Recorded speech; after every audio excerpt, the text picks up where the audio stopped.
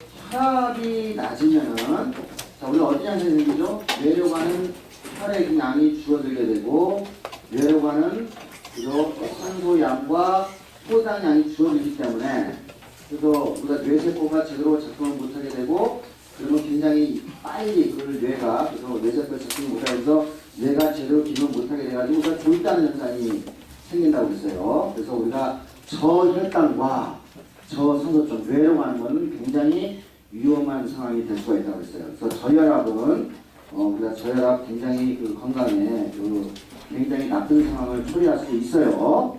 자, 거꾸로 고혈압은, 그죠?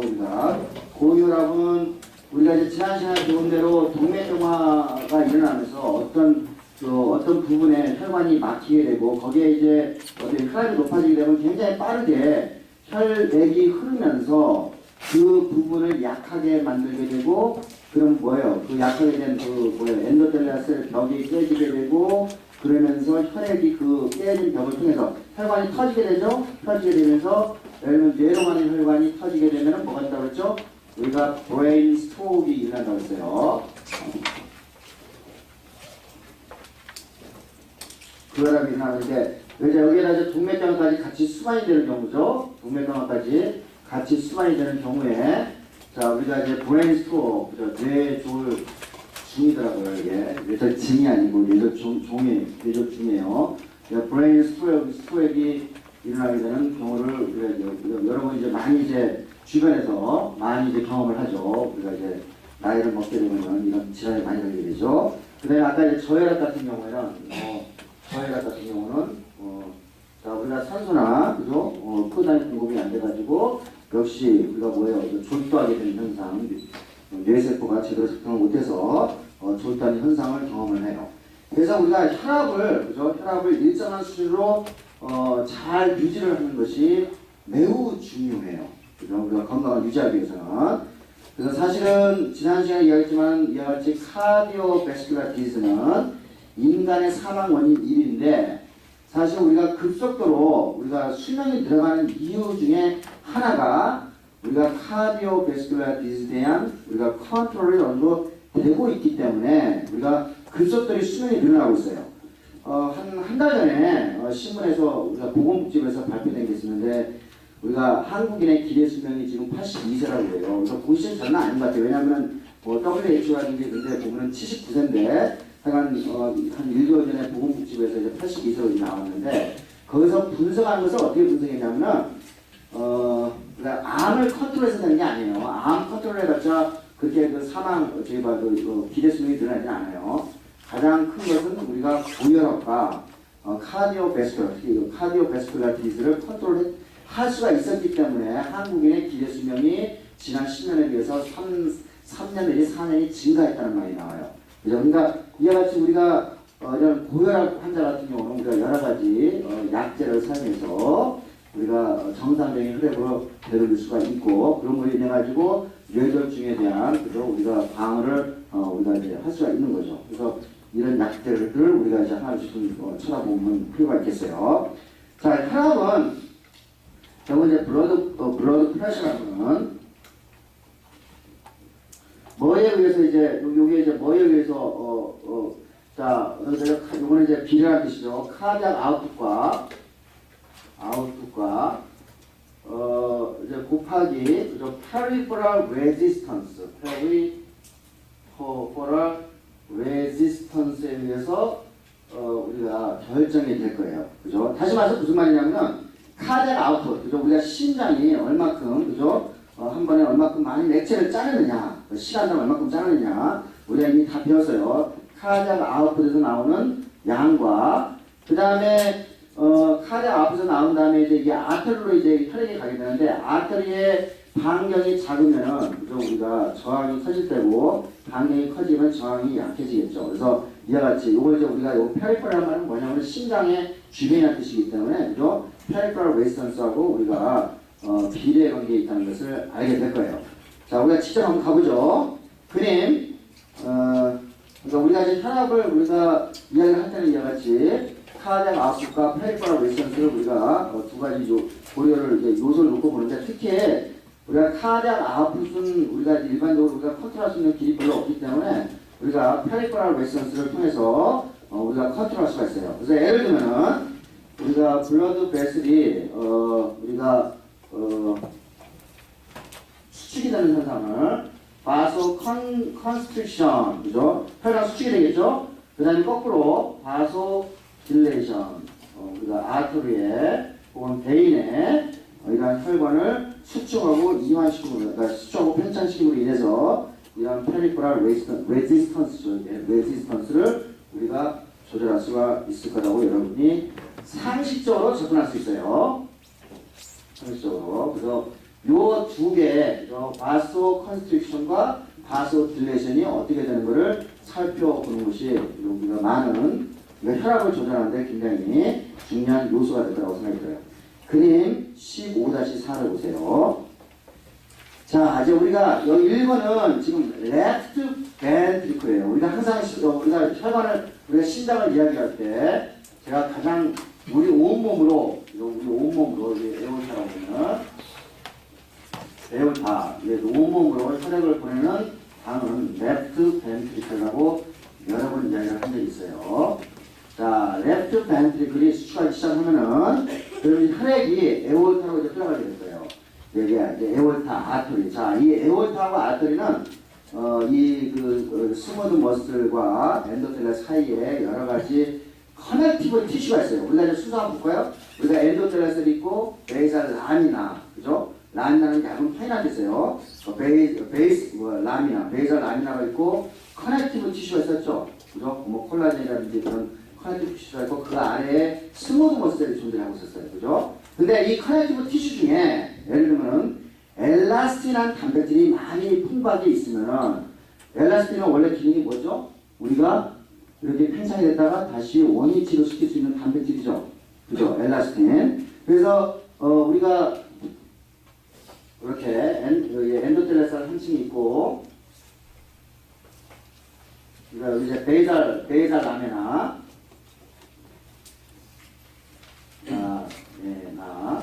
베이살 라미나가 있고 라멜라가 있고 그 다음에 여기에 이제 커넥티브 티슈가 이제 이렇게 존재하고 있다고 했어요. 커넥티브. 근데 이제 이 커넥티브 티슈는 제가 기본적으로 파이브로블라스트하고 ECM으로 구성이 되어 있는데 예를 들면 여기 이제 콜라겐이라든지 요거 이제 ECM이죠. ECM 하나의 일종이죠. 예를 들면은 우리가 엘라스틴한 단백질이 이제 있게 되면은 굉장히 탄력성을 갖게 될 거예요. 그죠? 탄력성을 갖게 되겠죠. 그래서 자, 그림 15-4를 이제 보면은 물론 이제 이 아래쪽에 이제 스무드 머슬이 존재하겠죠. 이건 내가 지난번에 설명했기 때문에 생략을 하겠습니다. 자, 그래서 그림 15-4를 보면은 자, 레프트 벤트클이 이제 수축하게 되죠. 수축하게 되면은 자, 이제 혈액이 물밀듯이 에올타 아트로 이제 나가게 될 거예요. 그죠? 나가게 되는데 이거는 탄력성을 갖고 있기 때문에 어디에요? 액체가 많이 나오게 되면 이제 부풀어 오르겠죠. 그죠? 자, 1번은 지금 레프트 벤트리클이 수축이 됐어요. 그럼 2번, 이거는 이제 세마이 루나 밸브가 열려서 3번, 그죠? 에올타 혹은 아토리에, 그죠? 우리가 혈액이 물밀듯이 들어가서 이게 탄력성을 갖고 있기 때문에 이게 아주 확장이 돼요. 그죠? 자, 근데 이 3번에 아까 했지만 이 아토리에는 이와 같이 우리가 엘라스틴이라는 느낌인데 콜라겐 같은 단백질은 신축성을 가지고 있기 때문에 다시 원위치로 되돌아갈 수가 있겠죠. 그죠? 그러니까 엘라스틱 위코일, 그죠? 이렇게 이제 확장이 됐다가 다시 이제 이쪽으로 돌아갈 수가 있죠. 그래서 요거를 엘라스틱 위코일이라고 이렇게 표현합니다. 그래서 엘라스틱 위코일이 될 거예요. 그래서 그림 15-4의 B번에 보면은 자, 그러면 이제 레프트 벤트리클이 릴렉세이션이 되면은 그럼 혈액이 반대 방향으로 어느 걸 막기 위해서 2번 세마이 루나 밸브가 닫히게 되죠. 근데 여전히 그죠? 혈액은 지금 에올타 아토리에 존재하고 있고 아까 전에 이 아토리에 그죠? 커넥티브 티슈에 있는 여러 가지 우리가 엘라스틴과 같은 그런 커넥티브 티슈에 있는 단백질들이 리콜이 돼가지고 다시 원위치가 되면은 오른쪽 방향으로 3번 오른쪽 방향으로 엘라스틱 리콜이 나고 그래서 오른쪽 방향으로 혈액이 흘러가게 될 거예요. 그죠? 그래서 이 혈액이 흘러가가지고 우리가 이제 예를 들면 여기에 이렇게 맥박을 보면은 이 맥박이 뜨는 거는 이 아주 심장에서 우리가 수축이 되고 이완이 되면서 나오는 그 신호를 우리가 맥박으로 읽을 수가 있는 거죠. 자, 여러분 여기서 한번 생각해 보세요. 맥박이라는 것은 결국 뭘 반영하는 거죠? 심장이 얼마큼 그러니까 정기적으로 그러니까 규칙적으로 뛰느냐, 그죠? 심장이 우리가 강한 그죠? 압박을 줄 수 있느냐 없느냐, 우리가 그런 것들을 느낄 수가 있어요. 그러니까 혈압이 높은 것도 아마 맥박으로 우리가 측정이 되려나? 측정이 되려는데 그건 잘 모르겠어요. 근데 제가 이제 맥박을 가지고 우리가 진단하는 사람들이 좀 있잖아요. 한의사들. 그래서 한번 그거 생각해 보세요. 제가 이제 옛날에 고등학교 동창 중에 하나가 그 경희대 한의학과를 나왔는데 이 친구 이름이 허균이었어요.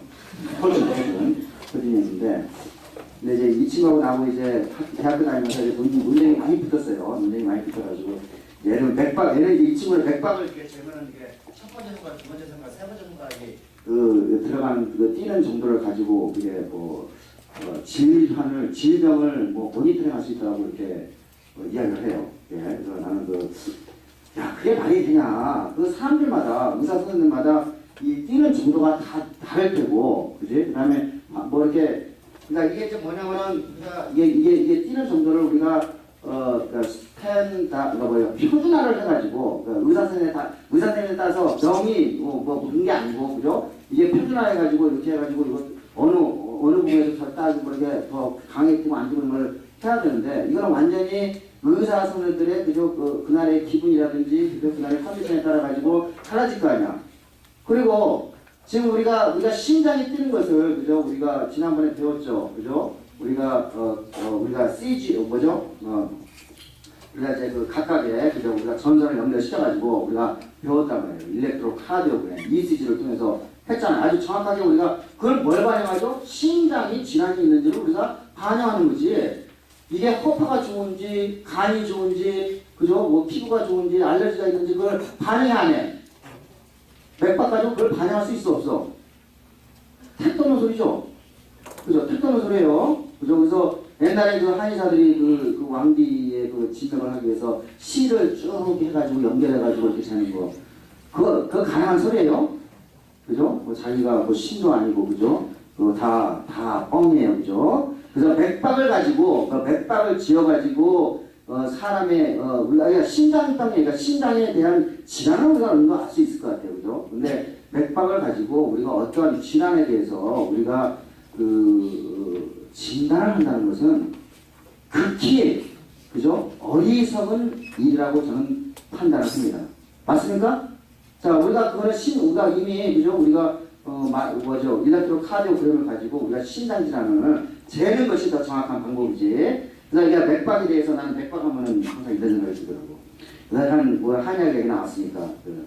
한약에 나는 또 하나 미스터리가 하나 뭐냐면, 우리 의학, 생명과학은 여러분 괴롭죠? 항상 세 판이 나와요. 이것도 지금 이 책도요, 지금 올해 초에 보니까 3판이 나왔더라고요. 한 3년에 한 번씩 3판이 나오는 것 같아. 내가 개워요. 번역서를 다시 만들어야 되니까 괴로운데. 예.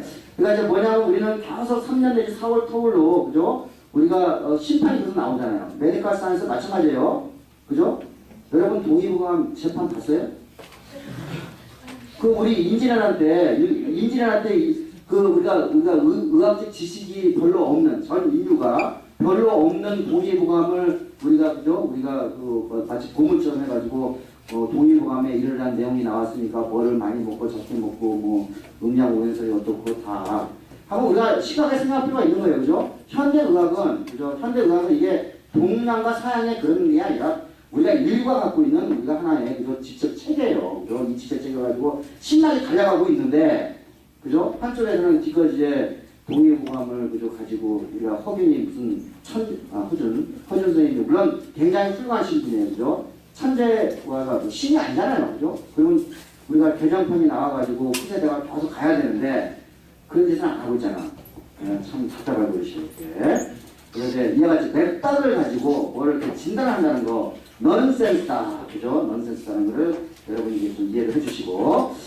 자, 그래서 이제 이제 혈압을 재는 방법은 이제 혈압을 보면은 여기서 이제 자 우리가 이제 여기서 이제 레프트 벤트리클에서 시스톨 그죠? 우리가 이제 레프트 벤트리클 컨트레이션이라는 걸 시스톨을 했고 레프트 벤트리클에서 우리가 다이에스톨 이제 이 두 개에 의해서 이제 반영이 되는데 자 그림 15-5를 보세요. 자 여기 보면은 자 여기 이제 왼쪽은 레프트 벤트리클에서 자 0에서부터 그래서 우리가 다이에스톨에서 0 그러니까 mmHg가 0에서부터 120mm까지 왔다 갔다 해요. 그죠? 왔다 갔다 하는데 자 에올타가 넘어오게 되면은 그러니까 아터리 에올타 그죠? 아터리를 넘어오게 되면은 이게 우리가 120에서 80 사이로 왔다 갔다 할 거예요. 그죠? 80 사이로. 예. 자, 그래서 이제 우리가 시스톨릭 프레셔 이렇게 해가지고 우리가 이제 아트리에서는 시스톨릭 프레셔 해가지고 요게 한 120mH 정도 될 거고 그 다음에 정상인이 그렇죠. 다이에스톨릭 프레셔 하면은 릭 프레셔 하면은 우리가 요거를 80mHg 이렇게 표현해요. 그래서 우리가 혈압기를 잴 때 우리가 120에 80 이렇게 재는단 말이에요. 그죠? 우리가 이제 보통 이제 아트리에서 혈압을 재기 때문에 그 다음에 이제 심장에서 레프트 번트릭에서 벤트가 멀어지면 멀어질수록 어떻게 되죠? 혈압이 거의 제로로 떨어지죠. 뭐 때문에? 거리에 따른 마찰력이 생기기 때문에 우리가 혈압이 떨어지는 것을 볼 수 있어요. 여기 보니까 그죠? 우리가 캐필러리, 그리고 비뉴얼, 베인, 그 라이트 아트리움으로 오게 되면 거의 0으로 가까워지는 것을 볼 수가 있어요. 예. 그래서 우리가 이제 특히 정맥에서는 우리가 베인에서는 우리가 혈압이 낮기 때문에 우리가 이제 심장을 데려야 되는데 우리가 비너스 리턴을 방법을 배웠어요. 그죠? 우리가 15-6을 보세요. 자, 우리가 그림을 보니까 정맥에 보니까 밸브가 있어. 원웨이 밸브가 존재하기 때문에 우리가 스켈레탈 머슬이 수축이 되면은 이걸 뭐라 그러죠? 스켈레탈 머슬 펌프라고 있어요. 그죠? 스켈레탈 머슬 펌프가 작동을 하게 되면은 중력 반대 방향으로 우리가 혈액이 이동하게 되죠. 그러니까 이거는 원웨이 밸브가 존재하기 때문인 거예요. 근데 이제 여러분이 나이가 드신 이제 특히 여성들한테 이제 많이 보이는데 할머니들 보면은 이거 허벅지 같은 데 보면은 핏줄이 파란 핏줄이 막 이렇게 크게 나와 있죠. 그죠? 그리고 굉장히 파랗잖아요. 핏줄이 커요, 그리고요. 그죠? 보셨어요? 그죠? 그거는 왜 그러냐면은, 이분들은 이 밸브가 신축성을 잃어버려가지고 밸브가 제대로 작동이 안 되는 거예요. 그죠? 그러니까 원웨이 밸브가 작동이 안 되니까 혈액이 점점 어디에 있어요? 우리가 위쪽으로 못 올라가게 되고, 요 다리 쪽으로 계속 몰리게 되고, 그러면 혈관이 확장이 돼가지고 파란 피부를, 파란색의 정맥을 보게 되는 거예요. 그죠? 이런 거는 이제 우리가, 어떻게 해야 되나, 수술해가지고, 그죠? 우리가 좀 이렇게 신축성 있는, 그죠? 우리가 또 정맥을 어디서 떼가지고 여기다가 다시 붙여가지고 하는 그런 수술이 있어요. 굉장히 간단한 수술이라고 하는데. 자, 그래서 우리가 이제 비너스 리턴할 때 얘같이 스켈레탈 머슬 펌프도 있고, 우리가 또 지난번에 배웠죠? 레스피레토리 머슬 펌프, 그죠? 뭐 이런 방법을 통해서 우리가 이 낮은 혈압을 극복해서 다시 우리가 심장으로 우리가 혈액을 배르는 것을 봤어요. 자, 혈압을 재는 방법을 한번 봅시다. 그 전에 자, 이와 같이 이제 우리가 시스톨릭 프레셔는 120mmH고, 그 다음에 다이스톨릭 프레셔는 80mmH인데, 자, 우리가 이제 과학자들은 여기 이제 평균, 그죠? 평균 아토리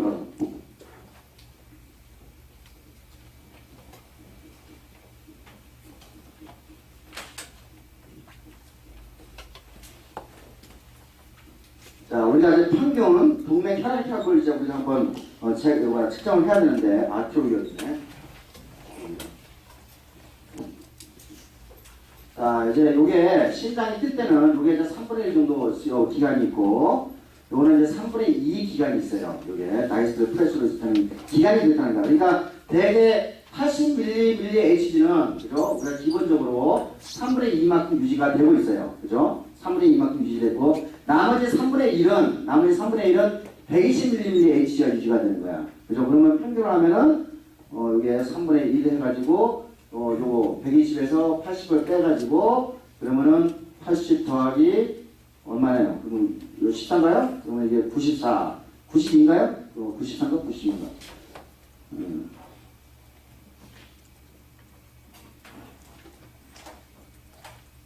93이네. 13이에요. 그러면 이제 93mmHg가 우리가 평균, 우리 이제 우리가 같이 빈 아트리 프레셔라고 이제 계산을 해서 우리가 이제 과학자들이 이제 이거를 이제 이렇게 측정을 해가지고 이렇게 이제 우리가 문 같은 데 쓰는데 뭐 여러분들은 그냥 뭐 120에서 80 이렇게 하면 알아볼 수가 있을 것 같아요. 근데 이제 우리가 정상적인 사람이 120에서 80 그런데 우리 최근에는 우리 이제 고혈압 환자 같은 경우를 우리가 120에서 80에 넘어가가지고 130에서 90만 대를 이거 우리가 할 때 계산할 때 요거는 이제 이렇게 120에서 80 이렇게 이제 혈압을 이렇게 계산하거든요. 그다음에 대개 우리가 130에서 90이 좀 넘어가면은 우리가 고혈압 증후군, 그러니까 고혈압의 위험성이 있다고 해가지고 우리가 이때부터는 우리가 혈압을 조절할 수 있는 약을 우리가 처방을 받아야 돼요. 그래서 혈압이 높아지면 아까도 얘기했지만은 우리가 그 뇌졸중이 잘 생길 수가 있기 때문에 혈압은 잘 컨트롤을 하고 있어요. 아까 제가 얘기했지만 혈압약 때문에 이 혈압약이 개발됐기 때문에 우리의 그죠 우리가 평균 수명이 엄청나게 증가하게 되는 거예요. 왜냐하면 혈압이 높은다는 거, 젊었을 때 혈압이 높을 수가 있거든요. 그러면 그런 사람 같은 경우는 뇌졸중이라든지 심장마비가 더 빨리 와가지고 젊은 나이에 죽는데 이런 사람 같은 경우는 혈압약 때문에 우리가 장수를 할 수가 있기 때문에 장수할 수 있어요. 그래서 혈압약이라든지 동맥경화 치료제, 내가 지금 한 가지 빼먹었구나. 우리가 동맥경화 치료제를 내가 이야기 안 했구나. 그죠? 네, 혈압약은 이야기했고, 자 우리가 지난 시간에 우리가 LDL의 레벨을 낮추게 되면은 아마 이제 에테로스크로시스가 안 일어날 수가 있겠죠. 그죠? 네, 근데 이건 LDL 레벨을 낮춘 건 뭐냐면 콜레스테롤 레벨을 낮추면 돼요. 갑자기 이제 점프를 했는데 콜레스테롤 레벨을 낮추게 되면 돼요. 그러면은 LDL의 양이 떨어지게 되고 동맥경화가 안 생길 거예요. 자, 우리가 아주 효과적으로 쓸 수 있는 약이 하나가 존재해요. 거의 부작용도 별로 없는 약이고 엄청나게 많이 팔려먹고 있는 약이에요.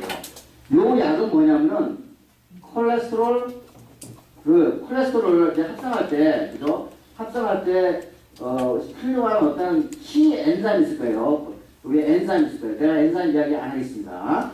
여기 콜레스테롤 바이오시테스 엔자임이 있는데, 이게 여기 엔자임을 막는, 그죠? 막는 약이 있으면은, 그럼 콜레스테롤이 안 만들어지게 되고, 덜 만들어지게 되고, LDL 레벨이 떨어지게 돼가지고, 우리가 동맥경화를 치유할 수 있어요. 우리가 지난 시간에, 우리가 예를 들면, 콜레스테롤 레미아 환자가 있었죠. 그거는 이제 LDL 리셉터가 고장이 나가지고 콜레스테롤 수치가 올라가는 환자예요. 이 환자에다가 만약에 우리가 우리 몸에서 콜레스테롤 덜 만들게 하면은 이런 경우는 콜레스테롤 레미아가 콜레스테롤 수치가 급격하게 떨어질 거예요.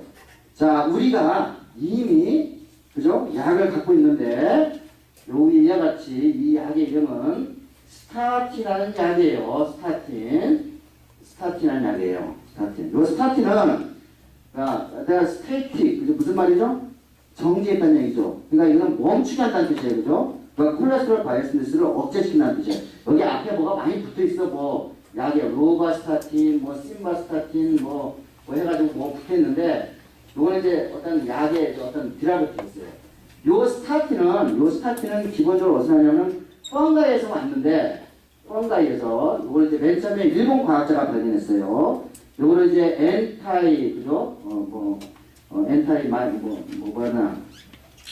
엔타이 바이오렉스, 그죠? 마이토콘드리아를 죽이는 항생제로 맨 처음에 사용하다가 이걸 조사를 해보니까 이 스타틴이 콜레스테롤 메타볼리즘을 억제시킨다는 것을 알게 됐고, 그죠? 그 엔자임을 정확하게 작용해가지고 우리가 콜레스테롤 레벨을 떨어뜨리는 걸 알게 됐어요. 그래서 이게 이제 우리가 이제 1990년대 중반에 아까 골드스틴 브라운, 내가 사우스 웨스턴 메디컬 스쿨에 사람들이 요 사실을 알게 됐고, 그래서 이 약을 적용해가지고 우리가 환자에서 콜레스테롤 레벨을 급격하게 떨어뜨릴 수 있다는 것을 알게 됐어요. 요거 1년에 그죠? 1년에 10 빌리언 달러가 팔리고 있어요. 약 하나 가지고 우리가 이와 같이 블록버스터 드럭이라고 그러죠. 자, 그러니까 우리가 이제 우리가 동맥경화에 자 우리가 고혈압을 우리가 컨트롤할 수 있죠. 고혈압. 그 다음에 우리가 혈액 속에 존재하는 콜레스테롤 레벨도 지금 약으로 컨트롤할 수가 있죠. 그죠? 그러면은 여러분이 고혈압과 콜레스테롤 레벨을 조절하게 되면은 급격하게 우리가 동맥경화를 떨어뜨릴 수가 있죠. 우리가 지금 인간의 집단에서 그죠? 떨어뜨릴 수가 있고 그럼 어떻게 되죠? 우리가 기대 수명을 높일 수가 있는 거예요. 자, 여러분은 이와 같이 고혈압 아까 혈압을 떨어뜨리는 약과 이와 같이 스태틴이라는 이 약의 우리가 등장 덕분에 우리가 인간의 수명을 증가시키고 그 다음에 퀄리티브 라이프 그죠? 우리가 삶의 질도 증가시키는 아주 중요한 약이 여러분을 우리가 갖고 있어요. 예. 그래서 이 스타틴은 아주 성공적인 그죠? 아주 성공적인 블록버스터 드럭이라고 이야기를 하시면 되겠어요. 그죠? 그래서 저도 이제 뭐 이런 약에 대해서 이거 좀 시험을 좀 해보려고 좀 하고 있는데 어쨌든 자 그래서 이와 같이 아까 고혈압과 더불어서 이 스타틴이라는 약이 동맥경화 뇌졸중을 우리가 방지해 줄 수 있는 중요한 역할을 한다는 것을 이야기를 하고 싶었던 거예요. 자, 그래서 맵을 우리가 이제 계산할 거예요. 일단 혈압을 재는 방법 15-7을 봅시다. 자, 우리가 청진기를 가지고 재죠. 이건 여러분이 이미 다 알고 있을 거예요. 자, 우리가 이제 펜이라고 그러죠. 우리가 이 압박 붕대에다가 이렇게 두면 이제 압박이 되고 그 다음에 거기서 이제 청진기를 대고 이제 귀에 듣고 이제 듣는 거예요. 자, A번을 보세요. 자, 우리가 압박을 하면은 자, 이게 동맥에 혈액이 흘러요, 안 흘러요? 안 흐르죠. 어떠한 소리도 들리지 않을 거예요. 청진기에서. B번. 이제 살짝 풀면 여기서 이제 혈액이 주르르 쏘는 소리가 들 거예요. 소리가 막 들리기 시작해요. 자, 들리다가 C번. 이제 동맥이 완전히 다 이제 저 원래대로 정상으로 되면 이제 혈액이 흐르는 소리가 더 이상 들리지 않아요. 아, 이제 혈액이 흐르는 소리, 혈액이 흐르는 소리가 들리는 시점. 그게 뭐죠? 우리가 시스톨릭 프레셔가 되고, 그 다음에 혈액이 더 이상 들리지 않는 소리가 들릴 때는 다이에스톨릭 프레셔가 될 거예요. 그래서 120대 80으로 가면 되고요. 자, 15-8. 이 혈압은 아까 얘기한 카디악 아웃풋과, 그죠? 그 다음에, 우리가 peripheral resistance에 의해서 결정이 된다. 네, 카디악 아웃풋은 물론 이제 우리가 flight와 flight resistance에 의해서 카디악 아웃풋이 결정이 되겠지만 평소 때는 우리가 쉬고 있을 때는 우리가 혈압을 그죠 결정짓는데 카디악 아웃풋은 그렇게 큰 역할을 하지 않을 거예요. 쉬고 있을 때는. 그죠? 왜냐하면 우리가 이거는 이렇게 카디악 아웃풋이 달라져가지고 우리가 심각하게 고혈압이 되거나 저혈압이 되는 현상은 없어요. 대부분의 혈압 문제는 뭐에 의해서 아토리에 이제 혈관에서 존재하는 페리퍼럴 레지스턴스 때문에 우리가 생긴다고 보면 되겠죠. 자, 이와 같이 페리퍼럴 어떤 관이 있으면 이 레지스턴스는 그죠? 이 레지스턴스는 여러분 쉽게 생각할 수 있어요. 우리가 관의 길이 맞죠? 관의 길이가 길면은 우리가 레지스턴스가 저항이 증가할 거예요. 그 다음에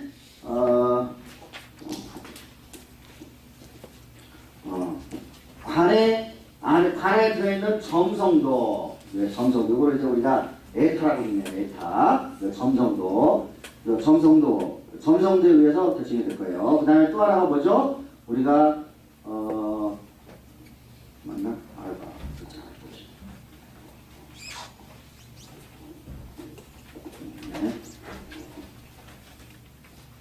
자, 혈관의 레디어스, 혈관의 이제 그 반지름의 사승에 반비례 한다는 것을 여러분이 금방 눈치챌 수 있어요. 자, 예를 들어 볼까요?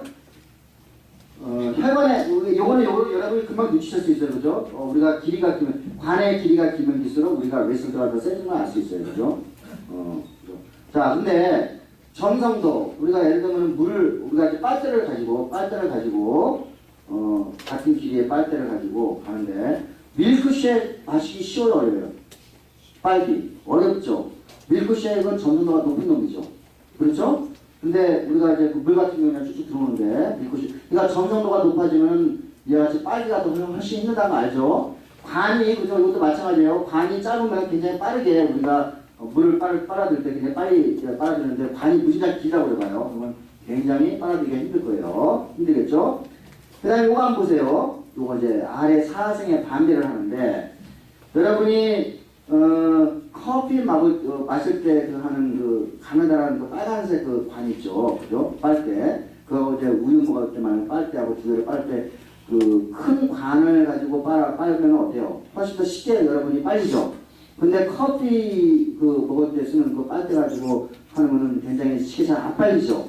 그러니까 이건 뭐예요? 여러분이 직관적으로 그죠? 우리가 반지름 관에 그죠? 반지름에 반비례 한다는 것을 알 수 있어요. 그죠? 근데 이미 우리가 과학자들이 계산을 해가지고 요 저항은 아래 4승분의 1에 아래 4승에 반비례 한다는 것을 알고 있어요. 그렇죠? 근데 우리 혈관의 길이는 달라져요? 안 달라져요? 안 달라져요. 그죠? 우리 혈관의 점성도는 혈액의 점성도는 달라질까요? 우리가 육지에서 산다고 그러는데 해수면에 산다고 그러면 달라져요? 안 달라져요? 안 달라져요. 이거는 달라지게 하려면 뭐를 해야 되죠? 우리 혈액 안에 적혈구의 숫자에 의해서 결정이 될 거예요. 적혈. 예를 들면 우리가 해수면에 살다가 고산지대에 가면은 이제 우리가 산소가 없어. 그러면 이제 하이폭사가 일어나고 그 하이폭사를 또 읽어가지고 우리가 이제 키드니에서 그 읽어가지고 우리가 EPO라는 에리트로포이에틴이라는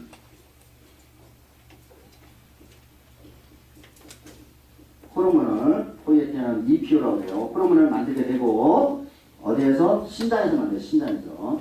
신장에서 우리가 EPO 혈액 속에서 이제 온수가 부족하면은 신장에서 EPO를 만들어서 요것이 이제 봉내로에 가가지고 요것을 RBC 그죠? 이 에리트로라는 건 뭐예요? 에리트로는 이거는 레드 블러드 셀이라는 얘기고 이거는 포이에틴 우리가 배웠어요. 이거는 메이킹이라는 뜻이었어요. 그죠? 메이킹. 그러니까 RBC를 만든다라는 뜻이에요. 그죠? RBC를 그죠? 프로리프해준다. RBC를 많이 만드는 거예요. 그래서 우리가 고산지대에 가면은 RBC가 많아지게 되니까 산소를 또 운반을 잘하게 되고 호흡이 좀 더 우리가 편하게 될 수가 있는 거죠. 그죠? 근데 그러니까 예를 들어 우리가 이제 고산지대에 올라가게 되면 RBC가 많아지기 때문에 혈액의 점전도가 높아질 수 있어요.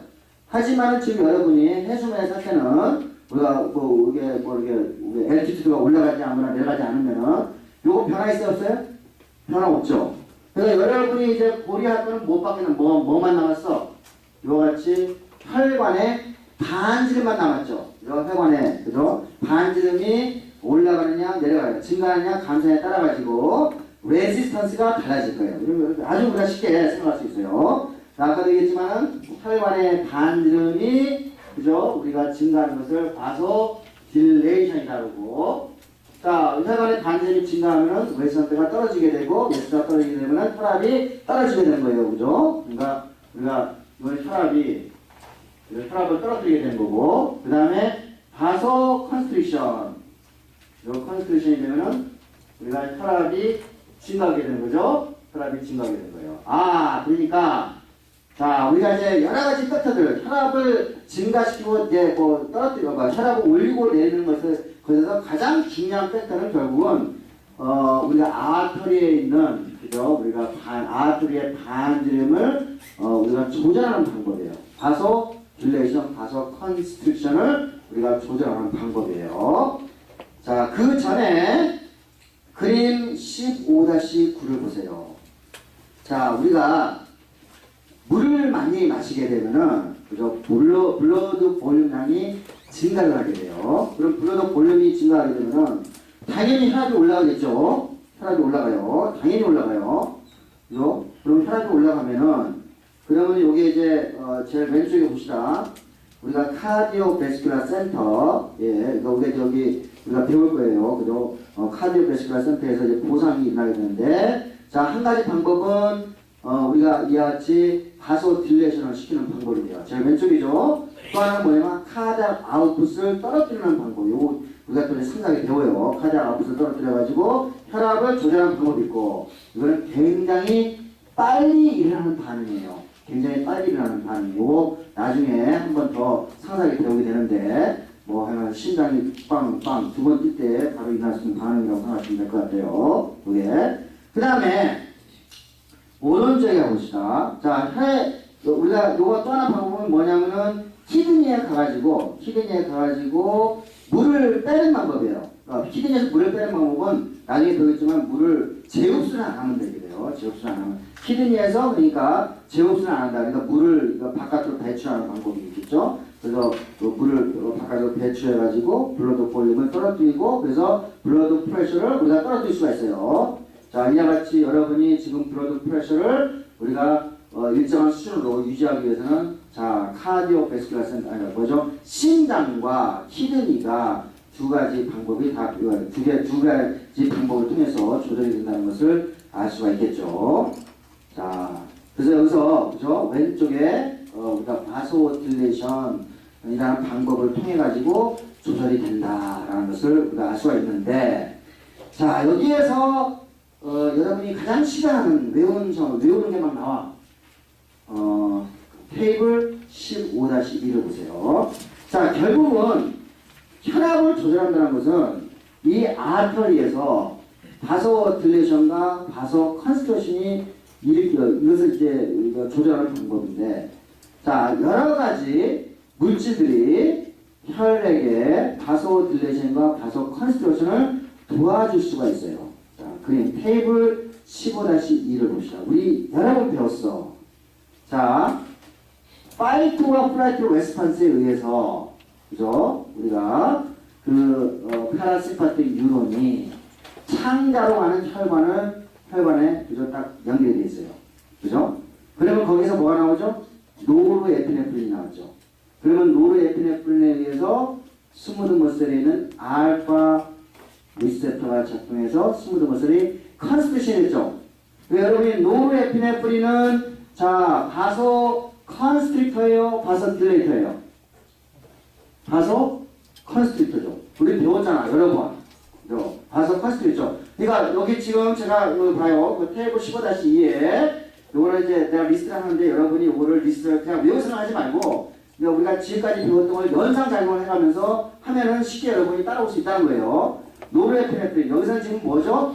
창다라고 하는 스무드 머슬에서 했는 거예요. 맞아요? 그죠? 노르에피네프린. 바소 컨스트릭터 여러분 걔는 잡죠? 맞아요? 우리가 여러 번 했어 이미. 자, 두 번째 세로토닌? 아니 세로토닌 어디서 그러지? 세로토닌 도파민 세로토닌 어디에? 세로토닌 어디에 있지? 뇌에 있지. 뉴로 트랜스미터 맞죠? 그죠? 뉴로 트랜스미터인데 아니 이게 지금 뭐라고? 바소 딜레이터라고? 자, 바소 컨스트릭터 죄송합니다. 바소 컨스트릭터라고 여러분이 혹시 여러분 중에서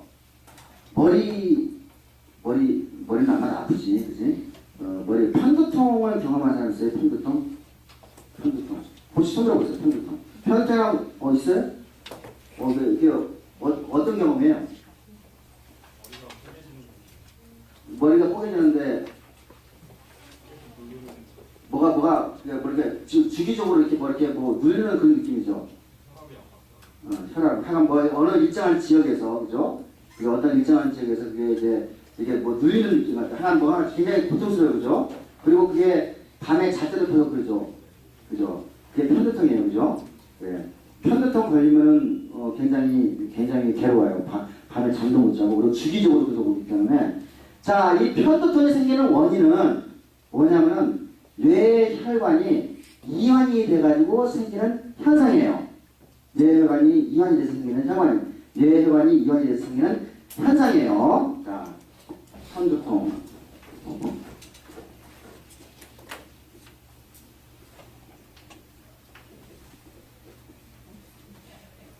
뇌혈관이 여러 가지 이유 때문에 이완이 되므로 인해가지고 이 이완은 우리가 통증으로 있는 거예요. 통증으로. 우리가 편두통을 입으면 굉장히 괴롭다고요.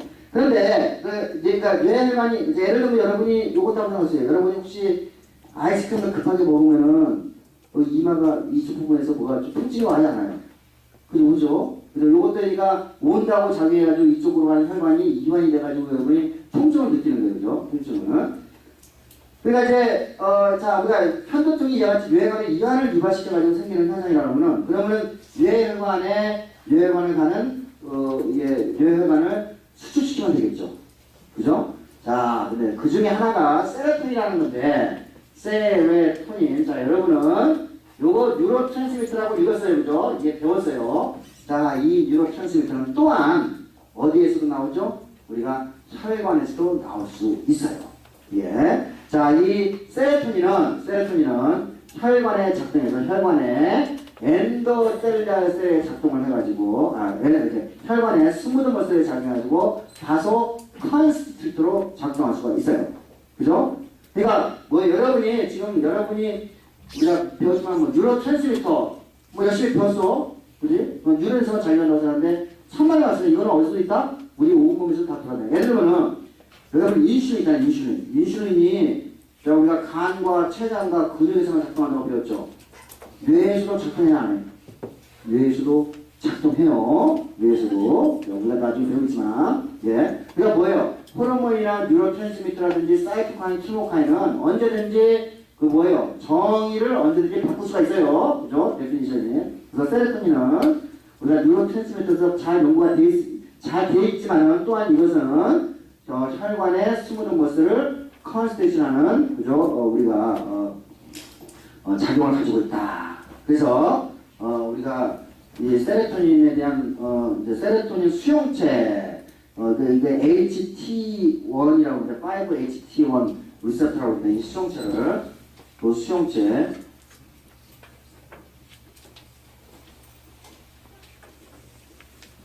그죠? 이 수용체에 대해서 친화력을 가지고 있으면서 이 리셉터를 액티베이션 시키는 약을 우리가 개발했어요. 트립탄이라는 거예요. 트립탄. 그러니까 트립탄이라는 놈은 우리가 요 세로토닌하고 똑같이 작동하는 놈이라고 생각하면 돼요. 그래서 트립탄을 복용을 하게 되면은 이게 이제 우리가 스무드 머슬에 5-HT1 리셉터에 작동을 해서 우리가 바소 컨스테이션을 일으키게 되면은 우리가 편도통을 우리가 제어할 수가 있게 되는 거예요. 그렇죠? 그래서 편도통 약으로 이 트립탄스가 우리가 이제 잘 이렇게 사용되고 있어요. 예. 그래서 두 번째, 우리가 세로토닌 배웠어요. 그 다음에, 자, 여러분 이제 말 보세요, 말. 그래서 엔도텔린, 요거 호르몬인데, 바소프레신, 요것도 호르몬이야. 엔지오텐신, 다 호르몬이야. 근데, 자, 우리가 프레신, 자, 바소프레신입니다, 바소. 바소는 혈관이라는 뜻이고, 프레신, 누른다는 뜻이야. 그러니까 바소프레신 하면은 혈관을 누른다니까 혈관을 수축시킨다는 의미를 갖고 있죠, 이미. 맞아요? 요 호르몬, 우리가 바소프레신은 키드니를 배울 때 우리가 엔타이 다이유레틱 호르몬, 항인형 호르몬으로서 작동하는 걸 우리가 배우게 될 거예요. 예. 자, 항인형 호르몬이니까 어때요? 항인형 호르몬으로, 뭐예요? 항인형가, 오줌을 내보내지 않는다는 얘기죠. 오줌을 못 나게 하니까 우리 몸속에 뭐예요? 액체의 양이 많아지게 되는 거죠? 그러면 혈압이 올라가게 되는 거죠? 그죠? 말 그대로 바소, 그죠? 혈관을 누른다. 혈압을 올린다는 그 뉘앙스가 여기 안에, 단 안에 들어있어, 안 들어있어요? 들어있죠? 그죠? 바소프레신. 우리가 나중에 아주 자세하게 배울 거예요. 우리가 항인형 호르몬으로서 작동하고, 근데 이놈아지 역시 마찬가지로 혈압을 올리는 놈이니까 뭐예요? 바소 컨스트릭터로 작동하는 거. 여러분 쉽게 연상할 수 있어, 없어요? 할 수 있죠? 엔도텔린, 엔조텐신. 엔지오는 무슨 뜻이라고? 혈 관련되셨죠? 텐스도 누른다는 뜻이지. 그러니까 이것도 역시 마찬가지로 바소 컨스트릭터로 작동할 수 있는 거예요. 엔지오텐신 2도 나중에 또 우리가 아주 생각하게 돼요. 우리가 바소프레신을 올리고, 뭐, 알도스테론을 올리고, 뭐, 그런 것들을 자세하게 이제 배우게 되니까. 네, 엔도텔린, 그죠? 엔도텔린도 역시 이와 같이 이것도 호르몬인데, 이것도 바소 컨스트릭터예요. 다시 한번 봅시다. 바소 컨스트릭터. 연상작용을 하세요. 노르에피네프린. 그죠? 우리가 배워요. 파이트와 플래트 반응에서, 우리가 소다라고 하는 혈관이 수축됐어. 그래서 거기서 나오는 심파토닌 뉴런이, 그래서 나오는, 그죠? 우리가, 뉴로트랜스미터가 노르에피네프린이었어요. 노르에피네프린. 세로토닌, 우리가 이야기 배웠죠? 그죠? 엔도텔린, 바소프레신, 엔지오텐신은 전부 다 단어로부터, 그 말의 기원으로부터 여러분이 바소 컨스트릭터 말을 여러분이 알 수가 있죠. 됐습니까? 외울 필요 있어, 없어? 외울 필요 없어. 단어에 뜻만 찾아가면 된단 말이에요. 자, 그 다음에 바소 딜레이터. 우리가 이제 거꾸로, 그죠? 우리가 베타2 리셉터, 에피네프린이 베타2 리셉터에 작동하면 간, 근육, 심장으로 가는 혈관이 이완이 됐죠? 이미 내가 이거를 여러 번 이야기를 했어요. 자, 이 문제 낼까 안 낼까? 내가 이렇게 강조했는데 문제는 안 낼 리가 없지. 그죠? 전체 과정을 다 쓰는 것도 수도 있고, 부분으로 쓸 수도 있어요. 자, 베타2 리셉터에 작동해요. 그러니까, 에피네프린은 바소딜레이터다. 자, 아세틸콜린 배웠어, 안 배웠어? 우리가, 예를 들면 그 페니스 이레션을 할 때, 그죠? 우리가 파라시mpatic 이론이 페니스에 작동을 해서, 거기에서 우리가 아세틸콜린 리셉터, 그죠? 우리가 뭐였죠? 루스카닌이 아세틸콜린 리셉터가 작동을 하고, 거기에서 어쨌든 아주 칼슘이 나와가지고, 칼슘이 이나스하고 작동해서 거기서 NO가 나왔잖아.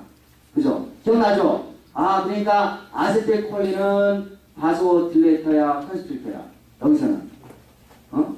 여기서는. 바소딜레이터죠. 그죠? 맞아요? 여러분이 우리가 배운 걸 연상 나오게 하는 거야. NO 배웠잖아, NO. 그죠? NO 때문에 뭐가 나왔다고? 바이에그라가 나왔잖아요. 그죠? 다 플러스 NO, 바소딜레이터. 브레디카인, 브레디란 말은 천천히라는 뜻이에요. 천천히. 그죠? 빠르게. 요것도 천천히라는 뜻이 들어갔으니까 요것도 뭐야? 딜레이터라는 의미가 들어있죠. 호르몬이에요. 호르몬. 자, 그 다음에 아데노신. 이 아데노신은, 그죠? 이 아데노신은 또한, 우리가 이제, 혈액 속에, 만약에 이제, 우리가, 혈액량이 적으면은,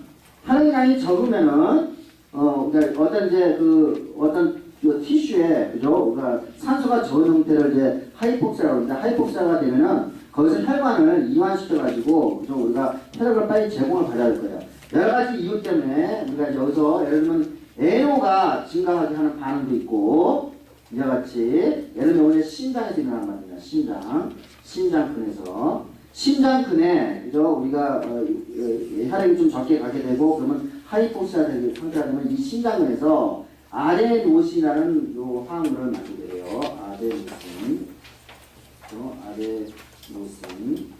그리고 이게 이제 방출이 되게 되고 요 두 개는 둘 다 뭘로 작용한다고? 바소 딜레이터로 작동하게 되는 거예요. 요 메커니즘. 요거는 이제 심장에서 나오게 되는 거예요. 심장은. 그래서 아데노신. 그 다음에 또 뭐가 있나? 그러니까 하이폭사가 됐다는 얘기는 O2의 레벨은 낮고 CO2의 레벨은 올라갔다는 얘기죠. 그러니까 CO2의 레벨이 올라가고 O2 요거를 또 혈관이 읽어가지고 여기에 대한 수용체가 있어서 자 어때요? 그러면 여기서 이제 O2 낮은 O2의 농도, 높은 CO2의 농도를 읽어서 요거를 바소 딜레이터로서 작동시키면 되겠죠. 그러니까 가스, 그죠? 우리가 이제 가스들도 여기 보니까 CO2의 농도가 높아지게 되면은 H 플러스 농도가 당연히 올라가죠.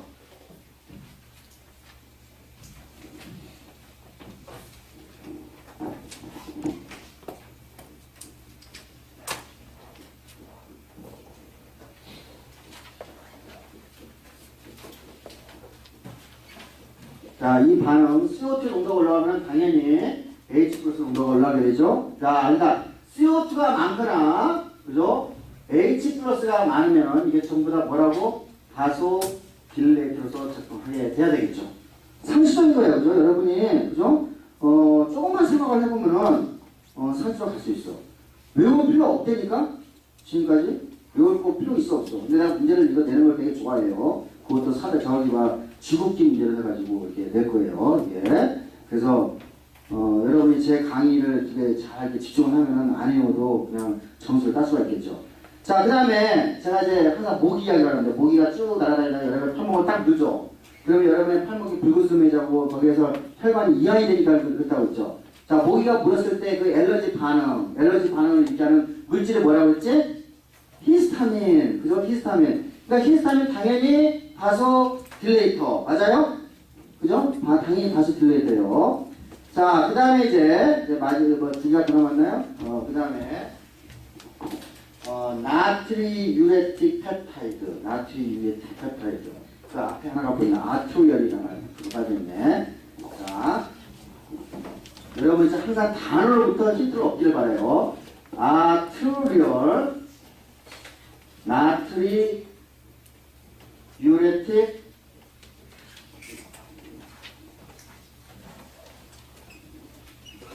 펩타이드. 이거 호르몬이야.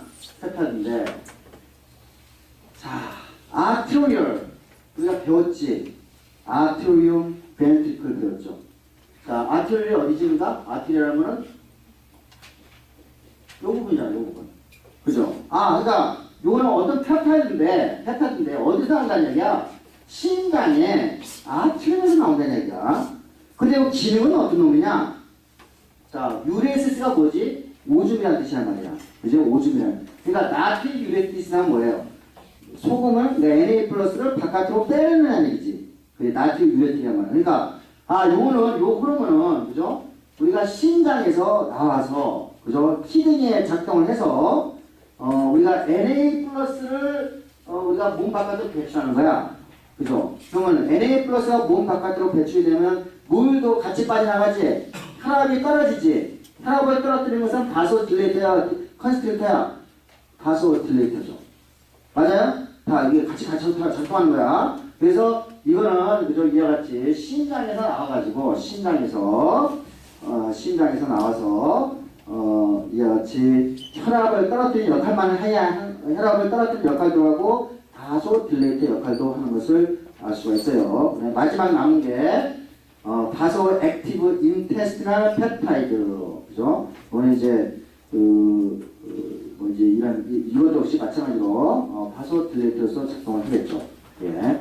그래서 이와 같이 바소딜레이터나 액티베이터를 가만히 들다 보니까 바소딜레이터 혹은 컨스트릭터 그걸 들다 보니까 자 우리가 국부적으로 혈관에 국부적으로 작동합니다. 아까 어디에서 이와 같이 O2나 CO2의 농도가 우리가 달라짐으로 인해 가지고 O2 농도 떨어지고 CO2 농도 올라가고 그래서 H 플러스 농도 올라가고 이런 걸 이용해 가지고 국부적으로 작용할 수도 있고 심파틴 뉴런과 페라심파틴 뉴런이 연결돼가지고 갈 수도 있고 호르몬에 의해서도 연결돼가지고 호르몬에 의해서도 조절이 되는 것을 표 15-2로 우리가 알 수가 있어요. 예. 자, 그래서 15-11을 갑시다. 자, 우리가 액티브하게 지금 그죠? 우리가 머슬이 지금 스케선 머슬 운동을 하고 있어. 그럼 이제 거기서 이제 O2를 소모해가지고 O2의 농도가 올라가고 CO2의 O2의 농도가 떨어지고 CO2의 농도가 올라가게 되면 국부적으로 올라가게 되죠. 그죠? 그럼 여기에 혈관을 확장시켜가지고 이쪽에 혈관 양을 많이 증가시킬 필요가 있어요. 맞습니까? 자, 왼쪽 거 봅시다. 티슈 메타볼리즘이 올라갔어. 그죠? 그럼 O2가 떨어지고 CO2 농도가 올라가. 아까 이거는 바소딜레이터라고 했어. 그러면 아티리얼 딜레이터가 되고 그러면은 웨스트가 떨어지게 되고 블러드 플로우가 증가해서 그래서 O2하고 뉴트리언트가 충분히 공급이 돼요. 요거는 시각적으로 요즘 운동을 할 때 일어나는 현상이에요. 그죠? 우리가 이와 같은 것을 액티브 하이퍼레미아라고 해요. 메타볼리즘에 의해서 자 우리가 여러분이 이 애니아라는 말은 여러분이 시클셀 애니미아 배웠죠? 애니미아. 그죠? 애니미아. 그죠? 여기서 이거는 없다는 뜻이고 이거는 뭐예요? 혈액이라는 뜻이랍니다. 혈액. 그죠? 혈액. 그죠? 그러니까 애니아는 혈액이라는 뜻이에요. 그러니까 하이퍼 애니아. 애니아가 혈액이고 혈액이 많이 간다는 얘기지. 그지? 그러니까 이건 뭐예요? O2하고 CO2 농도를 읽어서 그죠? 우리가 티슈가 메타볼리즘이 잘 될 때는 여기다가 혈관을 확장시켜서 더 많은 혈액을 발견하는 것을 우리가 하이퍼레미아. 이 에미아는 혈액이라는 뜻이다. 그죠? 우리가 갈 수가 있어요. 그 다음에 오른쪽. 이것도 비슷한 놈인데, 자, 요거는 혈관이 임시로 막혔어. 자, 막히게 되면 또한 여기에서도 역시 마찬가지로 O2가 떨어지고 CO2가 올라가고, 여기는 에너도 같이 올라갈 거예요. 에너도 막히게 되면은. 그러면 이제 혈관이 확장이 되게 되고, 그러면 이제 혈액량이 많이 흘러가면서 그 막히게 한 것을 제거시킬 수가 있죠. 맞아요? 제거시킬 수 있어요. 그럼 제거되면 이제 다시 원위치 가는 거야. 이게. 자, 이와 같은 것을 혈관이 막혀가지고, 우리가 뭐 반응은 똑같아요. 막혀가지고, 우리가 막힌 부분을 제거시키는 방법을 Reactive Hyperemia. 이거 두 가지 방법 다.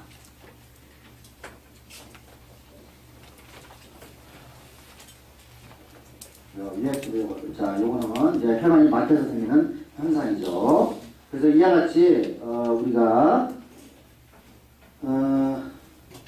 이제 그림 15-13, 15-12 이미 내가 여러 번 설명했기 때문에 다시 반복을 안 하겠습니다. 노르에피네프린, 에피네프린이 혈관을 수축시키고 이완시키는 방법에 대해서 이제 다시 설명했기 때문에 이거는 내가 다시 반복을 안 하겠습니다.